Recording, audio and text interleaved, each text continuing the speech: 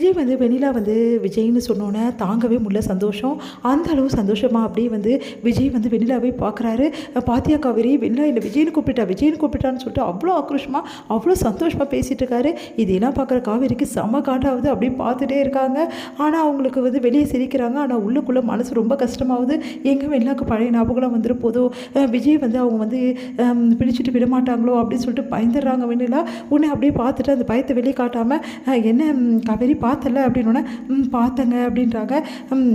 இனிமேட்டு வெண்ணிலா என்னை விஜய்னு கூப்பிட ஆரம்பிச்சிட்டா. எனக்கு இது போதும், இந்த விஷயம் போதும். இந்த ஒரு விஷயத்துலேருந்தே வெண்ணிலாக்கு எல்லாத்தையும் வெளியே எடுத்துகிட்டு வந்துடுவேன். வெண்ணிலா உனக்கு ஞாபகம் இருக்கா, நம்ம இப்படியெல்லாம் இருந்தோம், இங்கெல்லாம் போனோம் அப்படின்னு என்னென்னமோ சொல்லிட்டு இருக்காரு. அதையெல்லாம் கேட்க கேட்க வந்து வெண்ணிலாவுக்கு வந்து சந்தோஷமாக இருக்கோ இல்லையோ, காவேரிக்கு அவ்வளோ கடுப்பாக இருக்குது. அதெல்லாம் கேட்டு கேட்டு மனசு கஷ்டப்பட்டு அங்கேருந்து போகிறாங்க. யோசிக்கிறாங்க காவேரி. முதல்லலாம் இவர் இதை பற்றி எல்லாம் சொல்லும்போது எனக்கு வந்து வந்து அவர் கேட்க கேட்க ஆர்வமாக தான் நான் கேட்டுட்டு இருந்தேன் அவர் சொல்ல சொல்ல. ஆனால் இப்போ எனக்கு வந்து ரொம்ப மனசு கஷ்டமாகுது. ஏன்னு எனக்கே தெரியல. என்னால் இதெல்லாம் தாங்கிக்க முடியல. எப்போ பார்த்தாலும் வெண்ணிலான்னு இருக்காரு. என் மனசை பற்றி அவர் கொஞ்சம் கூட யோசிக்கவே மாட்டேங்கிறாரு அப்படின்னு சொல்லிட்டு காவேரி ஃபீல் பண்ணுறாங்க. காவேரி தனியாக ஃபீல் பண்ணிட்டு இருக்கிறத பார்த்த ராகினி இன்னமும் காவேரியை வந்து வெறுப்பேற்றிட்டு இருக்காங்க. பார்த்தல என்ன நடக்குதுன்னு சொல்லிட்டு, காவேரி ஏன் காவேரி இங்கே இருந்துங்கன்னு தொல்லை பண்ணிட்டு இருக்க, முதல்ல இங்கேருந்து போ அப்படின்றாங்க. அதை கேட்டுட்டு வந்து உன் வேலையை மட்டும் பார்த்துன்னு போ, நீ ரொம்ப இரிட்டேட் பண்ணிகிட்டே இருக்க, நான் என்ன செய்ய போறேன்னு தெரியல அப்படின்னு சொல்லிட்டு போகிறாங்க. அடுத்து வந்து சாரதா வந்து குமரனோட கடைக்கு வந்து போகிறாங்க.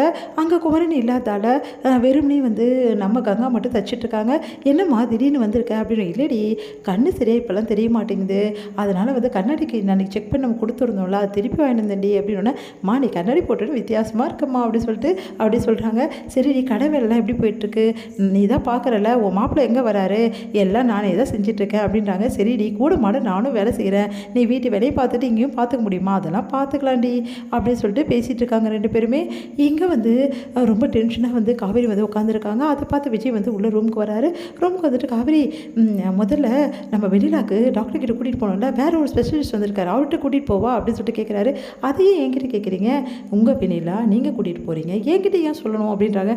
ஐயோ ரொம்ப கடுப்பாக இருக்காளே, இப்போ இவளை கூல் பண்ணி ஆகணுமே அப்படின்னு சொல்லிட்டு, என்ன காவேரி இப்படி பேசினா இப்படி அப்படின்னு. என்னங்க என்கிட்ட போய் கேட்குறீங்க, எல்லாத்தையும் என்கிட்ட கேட்டால் சொல்கிறீங்க, விஜய்னு வேறு கூப்பிட ஆரம்பிச்சிட்டாங்க. அதுக்கப்புறம் கொஞ்சம் கொஞ்சமாக வந்து பழைய ஞாபகத்தில் வந்து அப்படியே வந்து அவங்க வந்து என்ன பண்ணுவாங்களோ யாருக்கு தெரியும் அப்படின்றாங்க. என்ன காவேரி இப்படியெல்லாம் பேசுகிற, விஜய்னு கூப்பிட்டு மட்டும்தானே கூப்பிட்டா, இதுக்கப்புறம் இன்னும் நினைவுகளாக வரலையே, அதெல்லாம் அப்புறவைக்க தான் வேறு ஏதாவது ஸ்பெஷல் டாக்டர் பார்க்கலாமான்னு கேட்குறேன் அப்படின்னோடனே, இங்கே பாருங்கள் இந்த விஷயத்தை பற்றி நான் என்ன சொல்கிறது, எனக்கு என்ன தெரியும், நீங்கள் தானே வெண்ணாவை பார்த்துக்கிறீங்க, நீங்களே எங்கேயாவது போங்க அப்படி சொல்லிட்டு போக பார்க்குறாங்க. உடனே விஜய் வந்து கையை பிடிக்கிறாரு. தட்டி விட முடியாமல் தவிக்கிறாங்க காவேரி.